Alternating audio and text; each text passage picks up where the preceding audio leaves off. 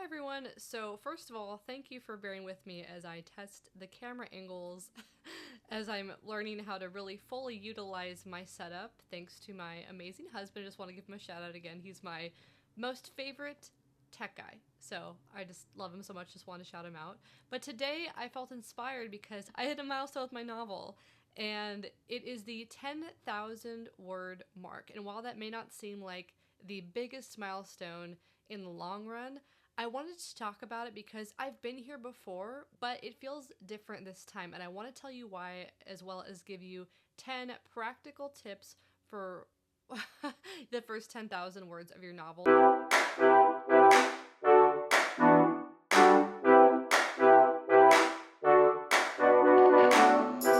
So, the first tip that I wrote down is prioritize planning. Especially for the first 10,000 words, this is super important as a lot of your kind of tone and the promises of what's going to happen later on in Acts 2 and 3 should be kind of idealized here. I know that there's a lot of books on screenwriting specifically that talk about working from the second or third act first. I kind of do a combination of all three. I kind of come up with the concept and then I think of how I want it to end. So for a long time, I've actually known about how I want my novel to end before I started to put words to the first draft. But back to the prioritizing planning. So this is referring to the outlining process. And before you kind of roll your eyes, because I know that I really did, I was not an outliner ever before really digging into my last few projects, especially this one. In college, I was the person that loved to write essays and never outlined them, and despite not outlining them, still got a pretty good grade. So really getting into an outline was a little bit of a shift for me, but as somebody who's not intuitively an outliner, it did start to become more natural and it is super helpful. Full disclosure, I still use Save the Cat for both my screenwriting ideas and this novel project. It just works for me, but don't be ashamed to borrow like a methodology behind framing your outline. I know Brandon Sanderson actually has his Skyward outline online available to download. I can link it here. I did read through that because it was just helpful sometimes to see what other writers are doing in their development process, to use a film term. And K.M. Weiland's Outlining Your Novel for Success specifically was what really geared me towards finishing my outline and really taking the time to plan it. So that's a really helpful book. I can link it here and put it here as well just to show you what it looks like. I've actually downloaded several of her books on my Kindle since she's a super amazing writer. And she gives really, really good, solid story structure. I've really grown to like her the last few years as I've been working through my own writer's process. So now on to number 2. I tried to use like iteration here. Originality is overrated, number 2. In the words of Ecclesiastes, the book of Ecclesiastes from the Bible, nothing is new under the sun. And that is kind of, it can be sad to realize that sometimes, but it's actually not. It's actually incredibly freeing. Odds are your concept is not going to be completely original, and that's okay. And it's even okay to lean into that. I know there's a book called Steal Like an Artist. I haven't actually read it, but I know in filmmaking what I've learned over the years is a lot of filmmakers directly reference and take ideas from other films. That might be considered cheating, but it's actually not. And you can be creative, but of course, like, don't just directly copy. That's not what I'm saying to do. I'm just saying, like, you can steal an idea and make it your own. I know there's a video by Brandon Sanderson, once again, that I've watched a few times. It's one of his ones from a few years ago, and it talks about tips for your first novel, and it's a really, really good practical guide to just help you get started, but I found it super insightful. And he actually talks about this too. He talks about borrowing frameworks and structures from other works of art, like a heist movie. I don't remember what movie he referenced, but just saying that he, got heist plots from other movies and books. I think specifically movies for one of his books, but that just was super interesting to learn and kind of refreshing that you don't have to come up with the most original plot, the most original idea, because all in all, when you get to the bottom of it, your idea will be your own. By the time you get to the end of the project, and even me in my first 10,000 words at the moment, it's definitely my own. It's definitely a book that I haven't read before, but I've wanted to read. And it may look like other people's a little bit on the surface, but at the end of it, it's still your own work and how you address these little homages, maybe, and the way that you structure. It's gonna come through as you, and many people will probably not even realize what the inspiration was that you took from, unless you of course make it super obvious for whatever reason, if that's intentional. I know there's definitely intentional homages and ones that are more subtle, so it's all up to you. You have total freedom, but don't be afraid to look at what works for other people's that have just worked before, like classic works of literature. And back to what I said about Save the Cat, it talks about how there is a classic structure that all movies specifically follow, that natural kind of, Joseph Campbell, hero of a thousand faces, hero's journey structure. It kind of takes from that. But those are proven concepts for a reason. Those have proved time and time again that they work no matter what kind of story that you're telling. And of course, it will change across genre a little bit, but for the most part, the standard story structure that we all kind of intuitively know and love doesn't change a whole lot. And that's kind of amazing because that's what you can build upon and make your own. So number 3, this one I discovered and found it really interesting. It's asking what if. So I know that I've mentioned it countless times on this channel, but the book Morlock Night by K.W. Jeter does exactly that, and that's what I found so interesting about it. I'll leave a link to that video that I made here to talk more about it. I won't get into all the details, but to put it simply, just for the sake of recapping, he asks what would happen if the Morlocks from H.G. Wells' War of the Worlds got a hold of the time machine and just disaster ensues. It's an absolute apocalypse. There's also some sort of a King Arthur legend embedded in there, which I thought was really cool.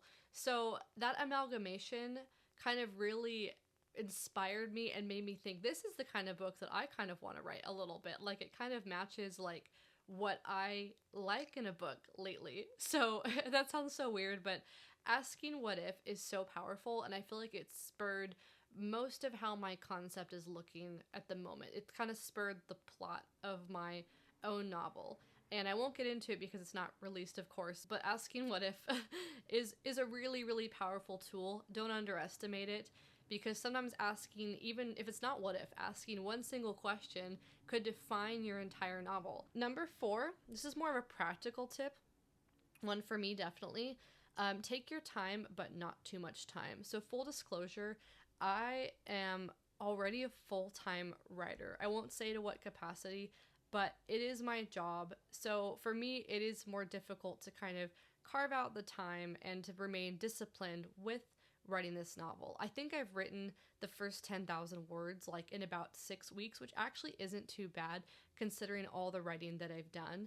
And this is also like the 7th version of my story that I've really tried to tackle, but this one is the one that's working so far. Don't beat yourself up for not writing every single day, but make sure that you don't let too much time go by, like a couple weeks. Like, I try to let more than like a week or 5 days go by, because I don't want to let my idea get stale. This has happened before with me on other projects where I've let like a month go by when it's been super busy, and I just lost interest in it completely. And I don't think that will happen again this time, because like I said, this is a lot different, and I feel like that my concept is more developed. But especially in the beginning with your first 10,000 words, like, don't slack off too much, for lack of a better term, but also don't beat yourself up if you miss. Number 5, I wrote, do not self-edit. I repeat, do not self-edit. So over the years, I have been a chronic like edit as I go person, and it is pretty detrimental to your workflow, I believe. So just accept that your first draft is not going to be perfect, that likely no one will see it unless you want to like show people. I actually have a really good friend of mine who's reading my draft as I go, and she's giving me kind of ideas, which actually is fun and keeps me in check as far as my timeline. Like, it keeps me disciplined to keep writing it, and it's just a good little motivator. So that was a good, I should have put that as a tip, man, but it's a fun way to kind of motivate me to write it, because that way she can read it and give me feedback, and it just kind of is this feedback loop, and that is kind of helpful to keep me on top of it. Other than that, like, back to not self-editing, like, for example, my piece starts in the Victorian era, and I've researched things, but there are definitely a couple that I'm catching that are going to be problematic for the plot and a little bit historically inaccurate. I'm not going for total historical accuracy, but there's a couple things right now that are bothering me, and I'm definitely gonna have to go back and fix it. So I'm making notes to myself along the way instead of going back and editing in the first 10,000 words. I'm just gonna make a little note in my document and then keep going, because I know that I can fix it later. And if the plot kind of changes on my second draft anyway a little bit, why get caught up in it now? You're just gonna hang yourself up. And I've done this in the past. So even if you know something is wrong, unless you can like quickly change it and like not affect everything else, mine will definitely be a little bit more of an in-depth edit. You can fix it, but I find it more helpful to make a little note, like a little marker, flagging me to come back later, and maybe stuff will have changed by the end to where I can just cut something out entirely or just fix it quickly, because right now I don't think it'll even be that much of a big deal for the plot if I just fix it later. Number 6, this kind of, I put this one separately for a reason, it's kind of similar though, is there's never going to be enough research. So just get started, you can always come back later. You should definitely research for your book, especially if it is going to have some historical impact or if you are writing a historical novel, but I'm talking right now from a perspective of someone who's writing more of a fantastical novel. So I think I have a little bit more freedom right now to, you know, use some of the foundation from the historical time period that I'm choosing to start with, but then I'm going to, you know, just not get hung up and be totally perfect. I thought that I would have to research a lot and know a lot in detail about this time period, but if it's serviceable enough, just get started. Still want to keep researching as I'm going, because there's definitely things that I'm catching, and of course you don't want to like ever offend with your inaccuracies, but I think for when you're just getting started, especially in your first draft and your first 10,000 words, research is important, but don't get so hung up on it that you don't start, because what's going to matter is like your plot. It's backed by the research, but yeah, just don't trip yourself up on it right now. You can always fix stuff later. Number 7, I think I'm on number 7. Allow your concept to shift and change, especially during the outlining process. My concept changed innumerably, like during my initial outlining phase. Full disclosure, I think I might have said this earlier in this video. I'll know when I edit, but I started this concept for my novel about 6 years ago, and I was a filmmaker in the time, and I work in marketing now, so a lot of things have changed in my life. I've gotten married even. While you could argue that maybe I took too long, I don't think it was the right time at that point in time for me to fully realize my idea. The general bones of the concept are the same, but there's been a lot of really important and necessary changes. I think I'll actually just talk about the biggest change that happened this year. So my novel, I wanted it to initially be like a portal fantasy where you start like in our world and go into another world. Okay, sorry for the perspective and lighting shift. My microphone started to lean forward and come off the hinge a bit, so I fixed it.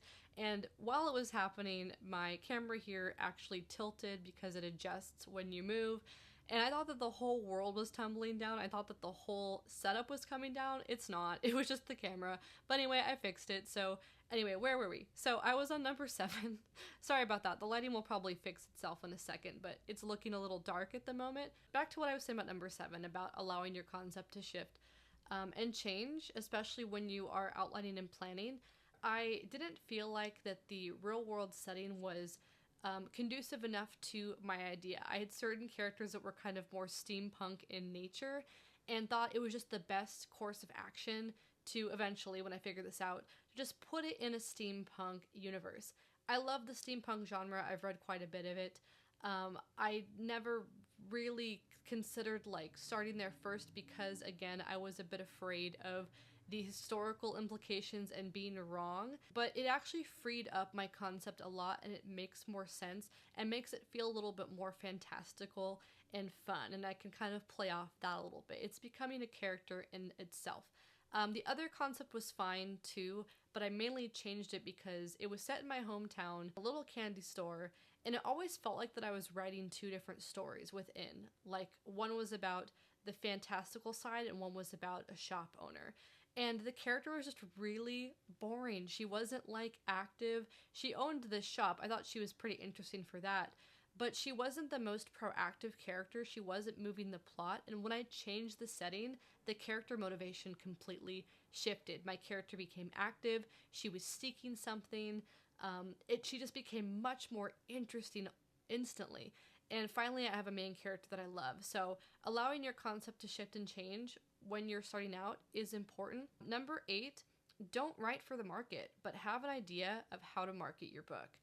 So this one is really tricky because, like I said in the tip itself, you don't want to just write for a market. Don't write for what you think is popular. Write something true to you, but at the same time have an audience in mind and what kind of product, because this is a product that you're marketing to your audience. And for me, it was clearly just a steampunk fantasy. I don't think it's giving too much away, and I've talked about it a lot on my channel that I'm writing a steampunk fantasy as I'm more comfortable classifying it as now. But I really like that genre. It's like a little bit more niche. It's not like a totally defined genre in itself, but yeah, have an idea. You may be writing a fantasy, for example, like me, but what kind of a fantasy is it? Because that could change so much. Are you writing an epic fantasy? I think I learned pretty early on that this was not like going to be like an epic fantasy, but I still felt at home in the fantasy genre. I know steampunk is technically like a derivative of retro futuristic like sci-fi, which I think is really, really cool, but I use fantasy and sci-fi kind of interchangeably at the moment, so it's speculative fiction for a more specific and accurate term. Writing speculative fiction like sci-fi or fantasy. Are you writing literary fiction, which is more internal, probably way of writing, a more realistic, it could even be shorter depending on the book. And you will come across this naturally just based on the books that you are really drawn to. And it's not just about like what you like to read, even though that is incredibly important. Like, I'm not gonna write a mystery if I'm really into reading, fantasy and more sci-fi kind of styles.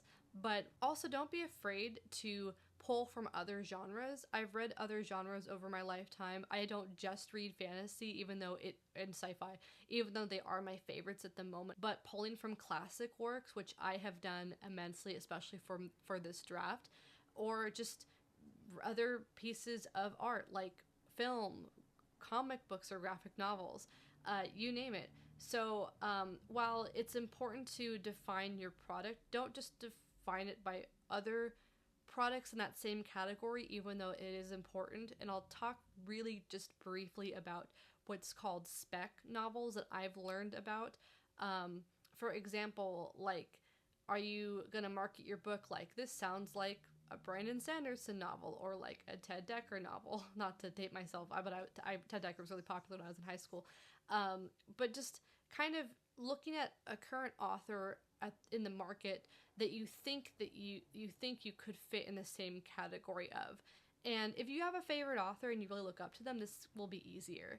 But for example, for mine, like, I think at the moment I was reading like Jim Butcher's Aeronaut's Windlass and The Cinder Spires, and I was like, wow, like, my book is kind of like that a little bit. It's not like, it's a totally different idea, but it gave me the confidence to see that, oh, there are other books kind of similar to mine a little bit in tone that people are wanting, and like The Invisible Life of Addie LaRue, which I read and really liked and thought, wow, I want to write a book like this one. It gave me the confidence. And again, my book is not like Addie LaRue at all, but just having an idea of where you want to see your book in the market. Who do you want to be next to on shelves? So we're down to number 9 now, the last two.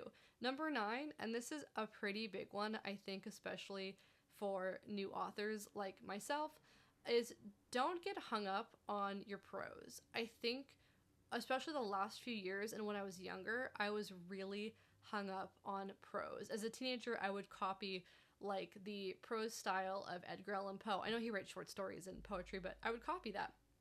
I would copy, like, when I thought I was going to read a little bit more Stephen King, like that kind of a style. And it was sounded cool, and looking back, I'm really proud of that work and thinking, wow, it was actually better than I thought, but still needed work, obviously, because it was incredibly derivative and just not my own voice yet, not developed. But yeah, don't get hung up on your prose. I think what's been really helping me, like a little trick that I've learned and just kind of teaching myself, is saying to yourself, and then what happens next?